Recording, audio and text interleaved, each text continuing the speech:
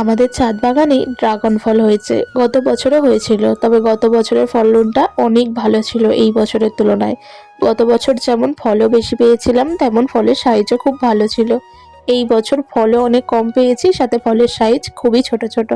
তবে টেস্ট মানে কি বলবো, মানে ভাবনারও বাইরে, এত সুন্দর খেতে, মানে কি বলবো, মানে স্বাদটা তো আর ভাষায় প্রকাশ করা যায় না, তাই আমি ভাষা খুঁজে পাচ্ছি না। ভীষণ সুন্দর খেতে হয়েছে, খুব ছোট ছোট সাইজে। আর এই বছর যা দেখলাম বাজারেও বেশ কম দামে চারিদিকে এরকম ছোট ছোট ড্রাগন পাওয়া যাচ্ছে।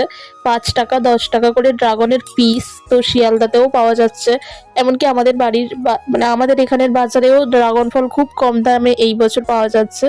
মনে হয় ফলনটা কমই হয়েছে এই বছর, আর সাইজেও বেশ ছোট হয়েছে। তবে দেবাশিসদার কাছে কিন্তু এই বছর প্রচুর ড্রাগন ফল, মানে ড্রাগনের ফলন ভালো হয়েছে, সাথে সাইজও ভীষণ সুন্দর হয়েছে। যদিও দাদা যেভাবে পরিচর্যা করে তার সিকিভাগও আমরা করতে পারি না, মানে করা হয়েই ওঠে না। দাদার যত্ন, মানে কি বলবো আর। কোনো মানুষকে তুমি যতই যত্ন করো, সে একটা ভুল করলে কিন্তু নিমিষের মধ্যেই সেই যত্ন ভুলে যাবে মানুষ। তাই গাছেদের যদি তুমি একটা বছর যত্ন করতে পারো, পরপর 2-3টে বছর কিন্তু তারা তোমার মন প্রাণ ভরিয়ে দেবে।